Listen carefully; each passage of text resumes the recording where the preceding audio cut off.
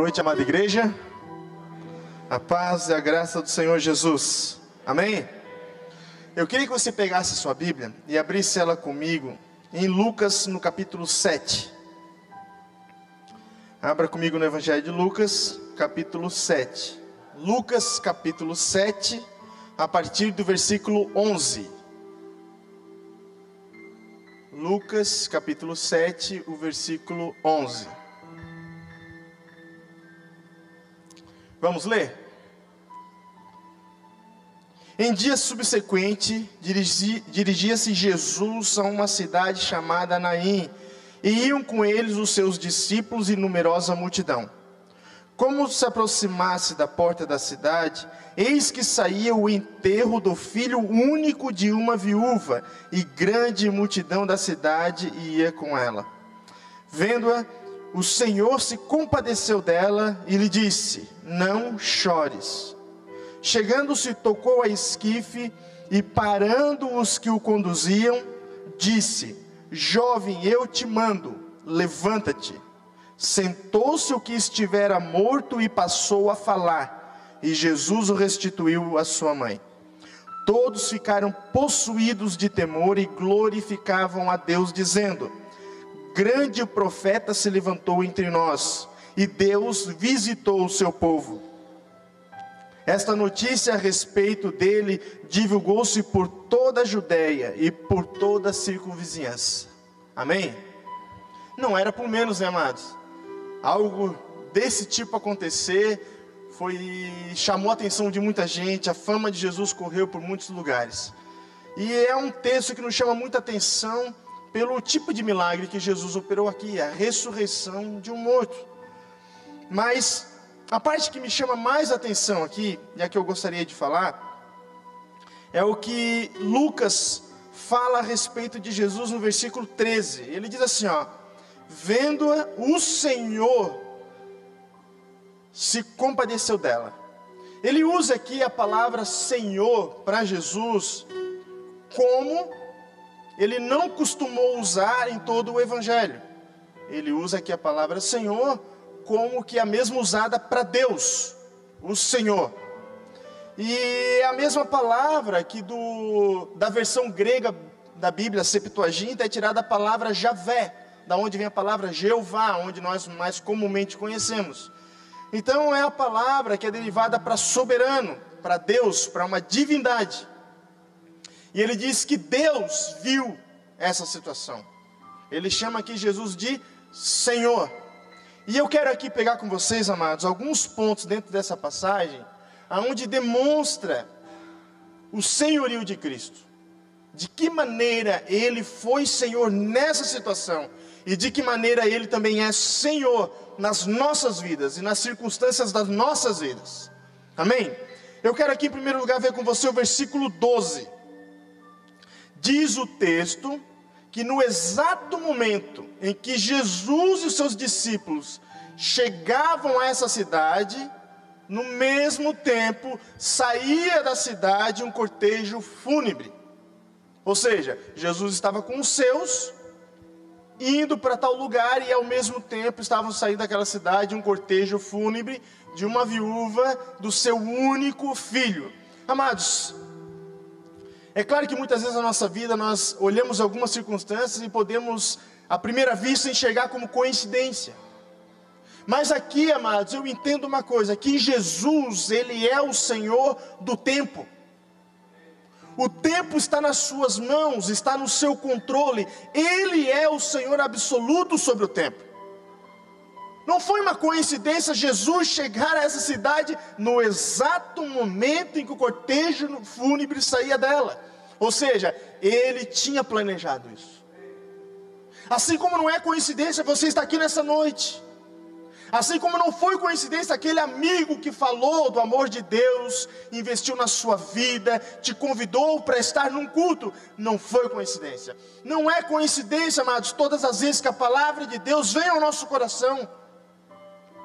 Todas as vezes que há um toque de Deus na nossa vida, toda vez que uma pessoa fala uma palavra para nós, toda vez que uma circunstância acontece, nós devemos entender uma coisa: foge do nosso controle, mas nunca do de Deus.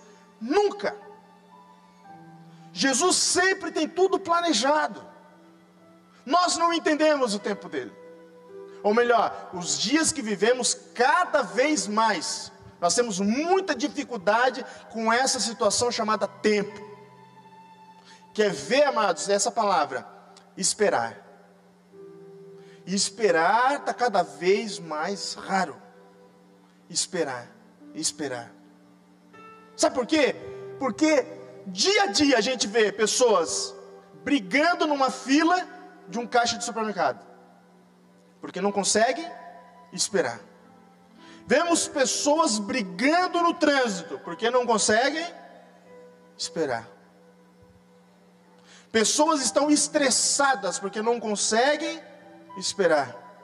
Você sabia, amados, tem crianças sendo tratadas com psicólogos, porque elas não estão conseguindo esperar. Quantas vezes você já ouviu essa palavra? Espere o tempo de Deus. Parece que na hora que a gente está passando a circunstância, é a última coisa que a gente quer ouvir. É ou não é verdade? Quando você está lá naquele tempo de agonia, clamando em oração, colocando diante de Deus aquela dificuldade, a última coisa que você quer ouvir de um pastor, de uma pessoa que está te aconselhando é: espera o tempo de Deus. Amados, eu já fui jovem solteiro, e a coisa que eu mais odiava ouvir era: espera em Deus. Tinha hora que dava raiva dos líderes. Não é verdade? Espere em Deus, espere em Deus, espere em Deus. Mas o que nos foge à memória, amados, é que Deus é o Senhor do tempo. E Jesus, quando ele prega o sermão da montanha, ele fala algumas coisas sobre o tempo. O fato de esperar, estar ansioso, ele diz: olha, não esteja ansioso pelo dia de amanhã. Ele diz: por mais ansioso que você esteja, você não pode acrescentar um côvado à sua estatura. Não pode. Amados, Jesus tinha planejado um encontro com essa mulher. Jesus tinha planejado um encontro com essa multidão que estava em luto, com tristeza. Assim como você está aqui nessa noite, Jesus marcou um encontro com você. Assim como o dia que você conheceu o amor de Deus, e Ele marcou um encontro com a sua vida. É claro, amados, que quem está passando a dor é difícil esperar.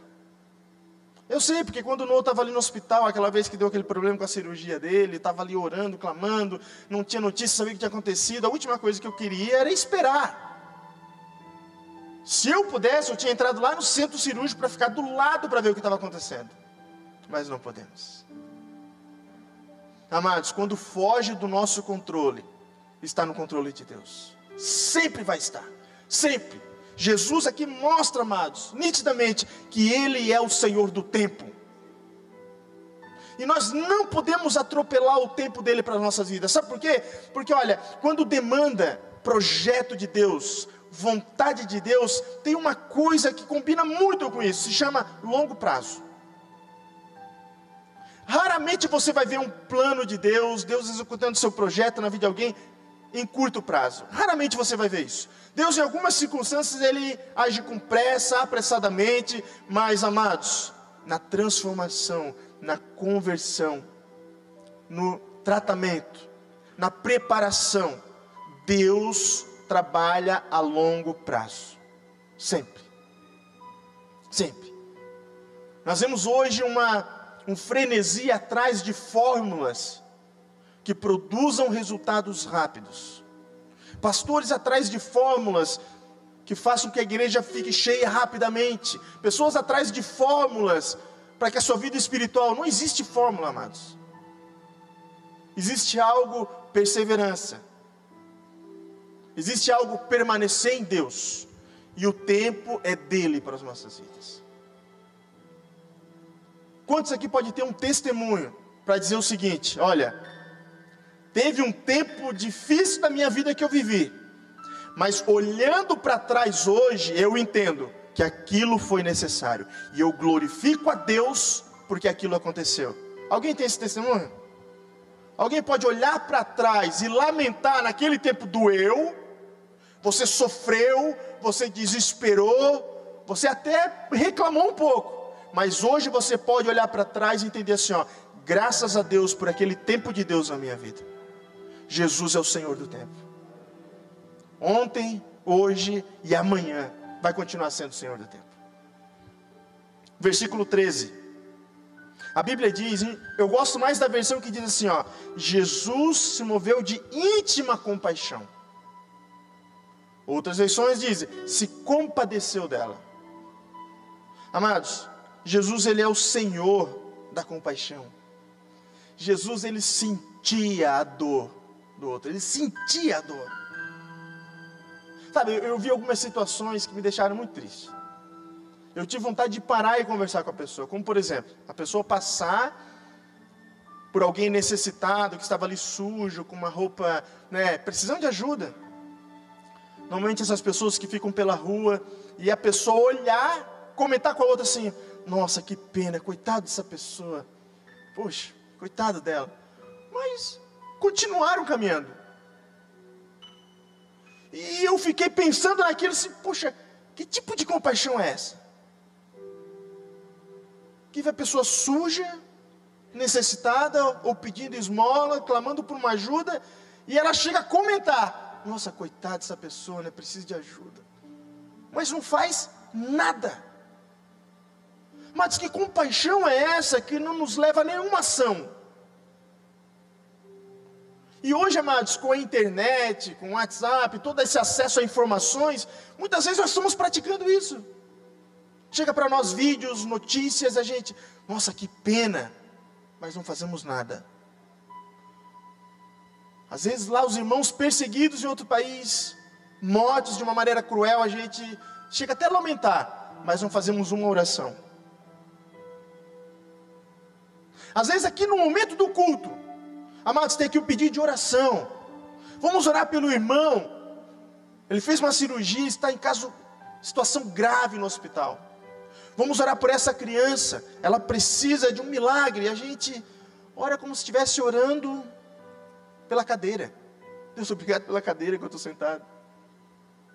Eu me pergunto, que compaixão é essa? Que não nos leva a uma ação, que não nos movemos de nenhuma forma, nem no ponto de se colocar no lugar do outro. Amados, é um exercício para mim, para que eu não seja essa pessoa alheia à dor do outro, para que eu não seja essa pessoa que não sinta a dor do próximo. Toda vez que alguém pede oração por uma situação, eu oro como se fosse o meu pai, como se fosse o meu irmão, como se fosse o meu filho, como se fosse a minha mãe. E eu tento fazer dessa maneira. Por quê? Porque eu quero entender o que a pessoa está passando. Eu quero me colocar no lugar dela. Eu quero, olhar para a necessidade dela como se fosse a minha. A minha. Jesus, ele fazia isso, amados. Ele era o Senhor da compaixão. A Bíblia diz que ele movia-se por íntima compaixão. E era por isso, amados, que ele tinha esse encontro marcado. Não podemos, amados, estar cegos por uma religião que não nos permite ter uma ação para ajudar o próximo.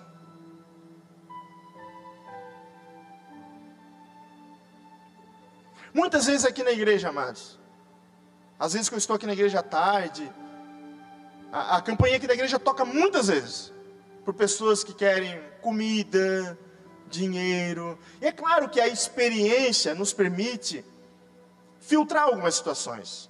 Por exemplo, aparece gente aqui direto pedindo dinheiro porque precisa ir para outra cidade, sabe aquela história? Então a gente sabe, com o tempo, que são pessoas que estão ali querendo apenas o dinheiro, aquela coisa toda. Mas passa muita gente por aqui que a gente aprendeu como lidar, o que fazer. E amados, essa semana eu atendi uma pessoa aqui na igreja. Coitada, ela totalmente desequilibrada. E eu comecei a ouvir aquela pessoa, uma mulher, e ela começou a falar. Daí eu perguntei para ela, olha, mas por que você está assim? E ela começou a falar e disse, não, mas tudo começou porque quando eu tinha 8 anos de idade, eu fui estuprada dentro de um bar. Amados, quando ela falou aquilo, eu já não queria mais nem que ela continuasse a conversa. Eu já não queria mais nem ouvir o resto da história. A vontade que eu tinha era só de abraçar ela e ficar chorando com ela. Porque qualquer problema que essa mulher tenha, amados, quem não teria problema passando por isso? Como é que eu vou olhar para ela e dizer, nossa, que mulher desequilibrada, nossa, diante de uma situação dessa? Eu fiquei pensando depois, Deus. Aí ela foi falando, toma muitos remédios. Eu perguntei assim, mas o que nós como igreja podemos fazer para te ajudar? O que eu posso fazer para te ajudar? Ela disse, não, eu não vim pedir nada. Eu não vim pedir dinheiro, não vim pedir nada. Tudo bem, mas eu quero saber o que eu posso fazer para te ajudar. Ela disse, ora por mim. Mas tem muita gente precisando da nossa compaixão. Mas assim, uma compaixão que venha antes de um julgamento. Antes do julgamento. Uma compaixão que olha além da aparência. Uma compaixão que vai além, amados. Sabe por quê? Porque essas pessoas que estão necessitadas pelas ruas, o que elas mais costumam ouvir, sabe o que é? Julgamento. Elas ouvem todos os dias. Vagabundo, porque não trabalha, alguém não faz isso aqui. Mas às vezes o que elas querem é alguém que só ouça elas. Escute a história delas. Quando a gente escuta a história de algumas, não são todas, mas de algumas, a gente entende por que elas estão ali. Aí eu me pergunto, seria eu também? Mais um desses. Amados, nós precisamos como cristãos, filhos do eterno Deus, agir com compaixão.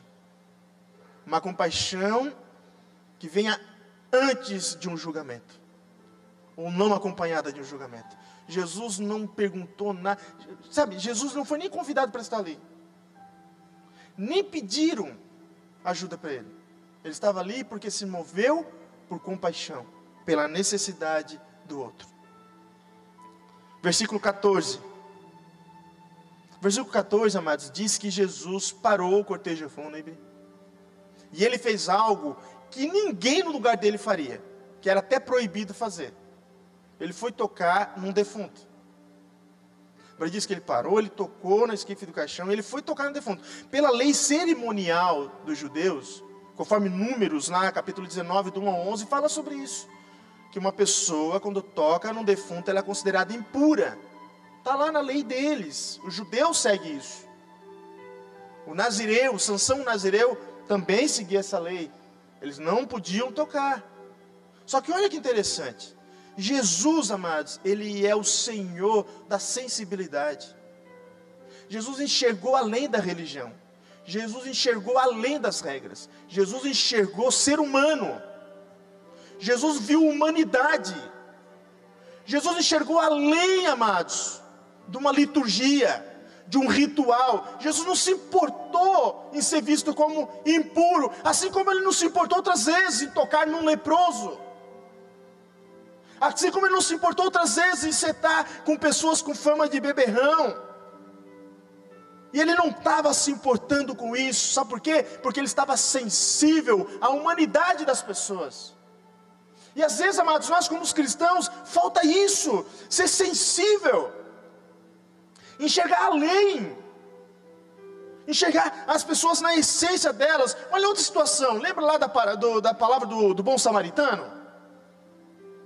Passou um sacerdote, um levita, ninguém se compadeceu daquele homem. Foi uma pessoa toda alheia à lei deles, o ritual deles, que foi se compadecer daquele homem.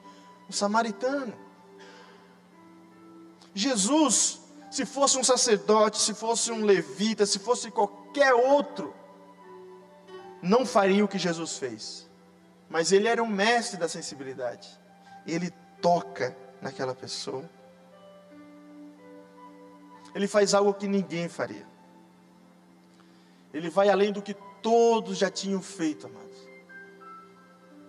E isso surpreende todo mundo fica admirado. Amados, precisamos permitir o Espírito Santo nos tornar sensíveis, para ser usado por Deus. O mundo precisa de gente usada por Deus. O mundo precisa de gente guiada por Deus.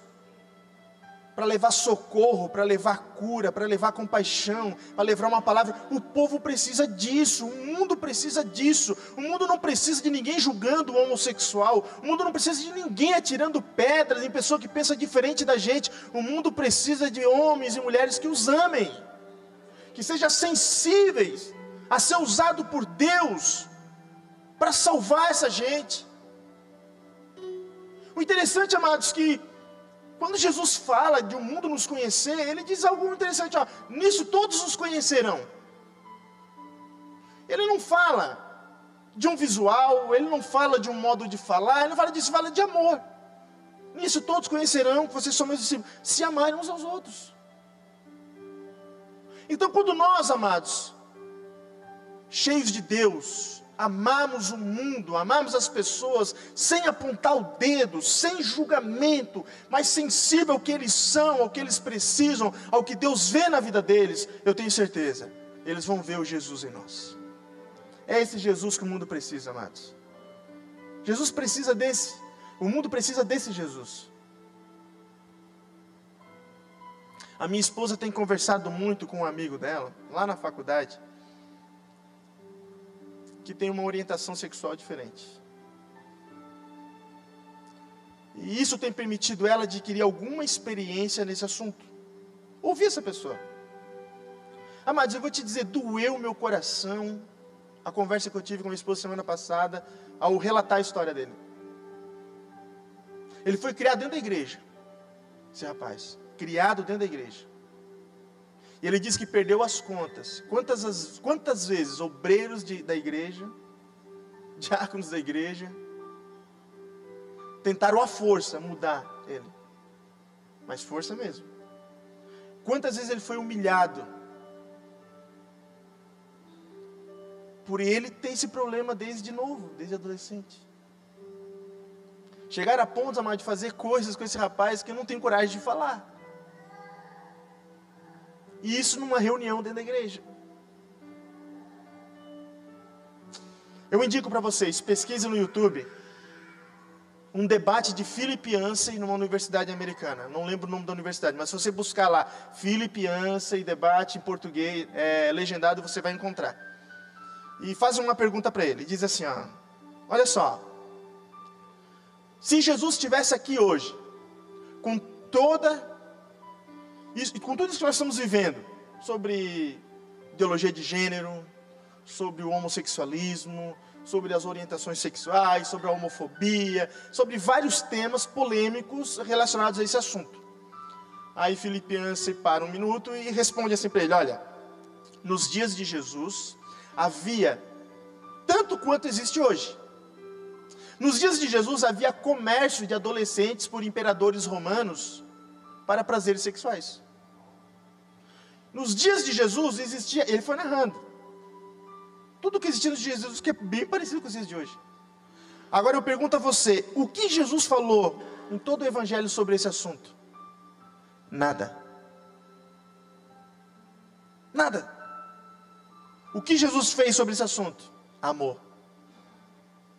Estendeu a mão. Foi sensível à dor, sensível ao problema. Amém, amados? Jesus, ele era um mestre, o Senhor da sensibilidade. Versículo 14, parte B e o 15.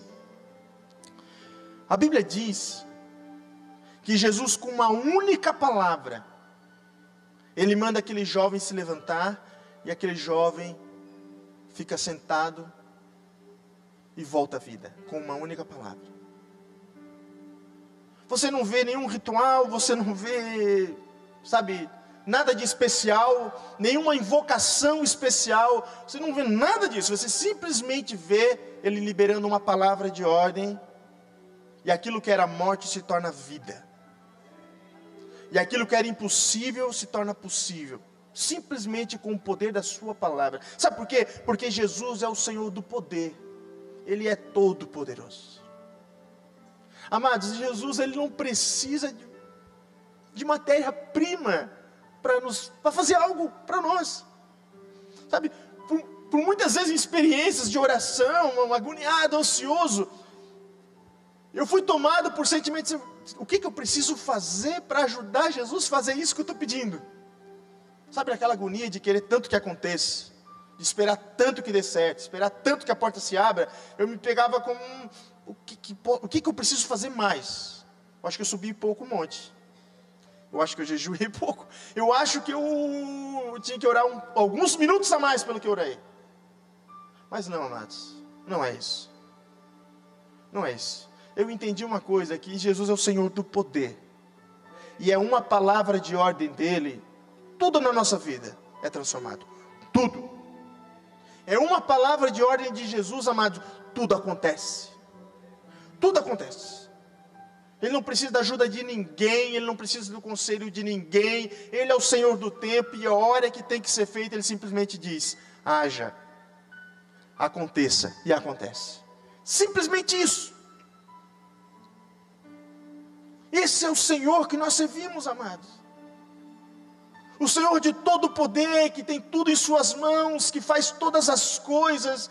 A pergunta é a seguinte: por que tanto desespero da nossa parte? Por que tanta incredulidade? Por que tanta dúvida? Por que tantas pessoas abandonando a igreja, descrente em Deus? Como, amados? Como não provar desse poder? Como não ver que a oração funciona? Como não ter essa experiência com Deus? Amados, uma palavra de Deus, tudo muda. Como não confiar? Como não descansar diante dessa soberania? Como não aquietar o nosso coração? Como diz 1 Pedro 5,7, lance sobre ele toda a vossa ansiedade, porque ele tem cuidado de vós. Como não se sentir cuidado diante da soberania de um Deus que com uma palavra, com uma única palavra, muda tudo? Como não confiar, amados? Como não progredir? Como não permanecer? Como não continuar adiante, amados? Por que desistir? Por que se acovardar tanto?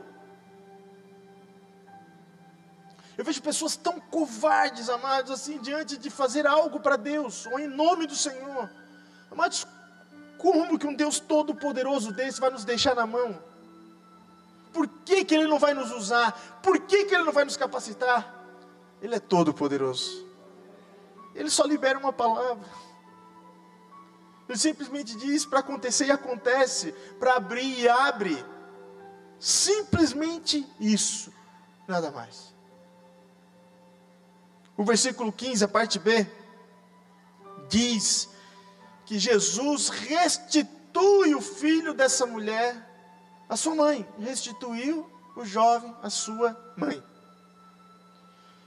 Eu não sou um pregador do triunfalismo.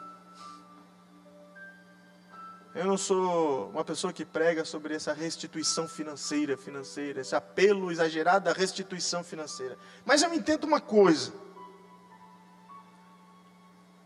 que Jesus restitui todas as áreas da nossa vida. Todas as áreas. Eu entendo que Jesus, aonde Ele entra, amados, Ele muda, Ele transforma. A Bíblia diz aqui que aquilo que estava morto voltou à vida, que o filho que estava sendo levado para ser enterrado, agora é restituído à sua mãe. Amados, toda pessoa que se volta para Deus de todo o coração, entenda, todo o nosso eu é restituído por Jesus. Ele alcança todas as áreas da nossa vida. Todas as áreas. Ele restitui sim, amados, as nossas emoções. Ele restitui os nossos sonhos. Amados, Ele pode sim entrar em áreas da nossa vida que está morta e trazer a vida novamente. Ele pode. Eu conheço muitas pessoas aqui. Outras eu não sei nem o nome. Mas uma coisa eu não conheço aqui, a intimidade da vida de ninguém. Eu não sei a intenção de ninguém aqui nessa noite. Eu não sei como é que está dentro da casa de ninguém. Eu não sei como é que está o casamento de quem está casado. Eu não sei como é que está o relacionamento. Pai com filho, eu não sei. Mas eu sei que Jesus sendo o Senhor do tempo, você estava aqui essa noite. E está aqui essa noite para ouvir essa palavra. E eu tenho certeza de algo aqui nessa noite. Que Jesus pode restituir aqui casamento, relacionamento, aliança com Deus, a nossa vida espiritual, o nosso vigor. Eu tenho certeza disso, amados. Porque esse tempo de viver com Deus nos mostra, nos traz, nos dá essa experiência. Quantas vezes áreas da minha vida, amado, estava morta, tinha desistido. Aí Jesus veio com uma palavra, restituiu. Quantos sonhos, amados, eu abandonei pelo caminho. Jesus veio com uma palavra e restituiu. Amados, quantas pessoas eu conheço que o casamento ia acabar em divórcio. O Senhor entrou na história e restituiu. Amados, quantos pais não falavam com filhos? Jesus entrou na história, restituiu. E é isso que Ele faz, amados. Quando Jesus entra, quando nós nos rendemos a Ele, nos submetemos a Ele, quando nós provamos o seu senhorio, nós entendemos e Ele restitui a nossa vida. Você pode ter certeza disso. Eu não sei qual é a área da sua vida que precisa de uma restituição, mas eu tenho certeza que Ele é poderoso para restituir a sua vida. O final dessa história, nós vemos aqui com muita clareza, amado. Ele diz assim, ó: todos ficaram possuídos de temor e glorificavam a Deus. Temor e glorificavam a Deus. E disseram assim, ó: grande profeta se levantou entre nós. Agora é interessante a segunda parte: Deus visitou o seu povo.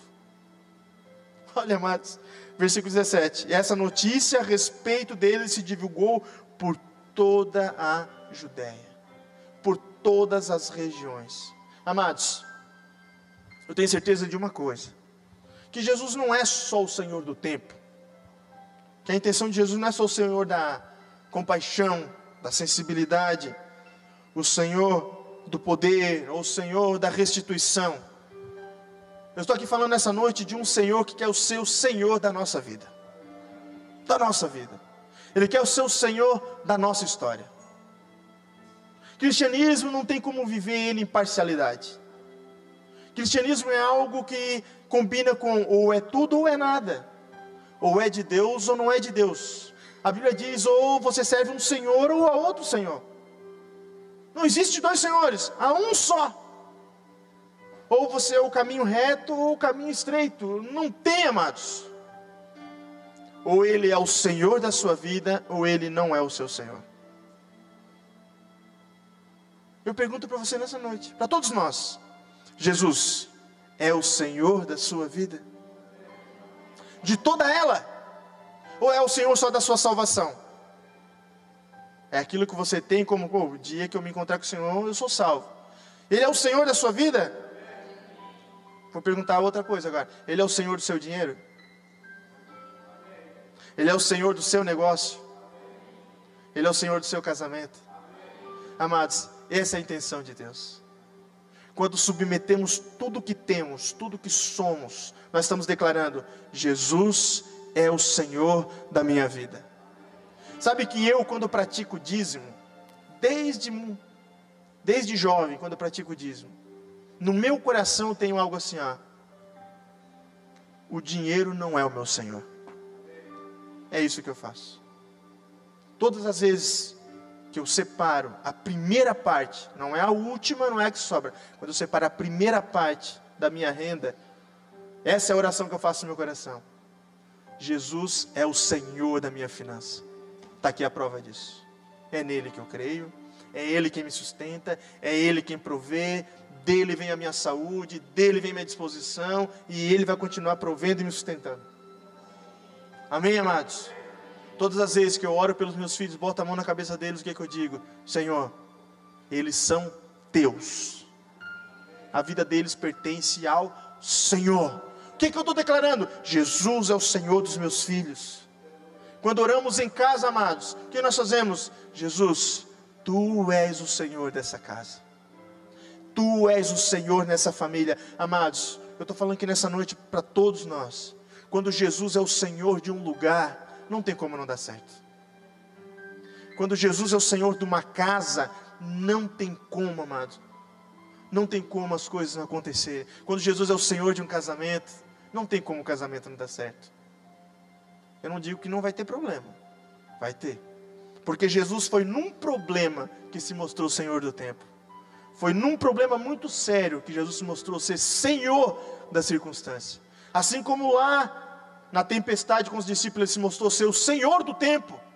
Foi num problema. Então problemas, amados, nós vamos ter. O que a gente tem que entender é o seguinte: é estar firme no Senhor, para entender que Ele continua sendo o Senhor quando a gente perde, quando a gente erra. Ele continua sendo o Senhor até quando estamos enfermos. Ele continua sendo o Senhor, porque Ele é soberano sobre todas as circunstâncias. Amém, amados? Essa é a maior prova que Ele é o Senhor. Ele não prometeu todas as circunstâncias favoráveis. Ele prometeu estar conosco em todas as circunstâncias. Jesus é o Senhor do tempo, mas em meio à tempestade. Então, se você está vivendo essa tempestade, entenda uma coisa: a maior promessa é Jesus estar no seu barco, e não uma vida sem tempestade. Ele não prometeu vida sem tempestade. Ele prometeu que estaria no barco. Amém? Você crê nisso? Fique de pé, vamos orar ao Senhor.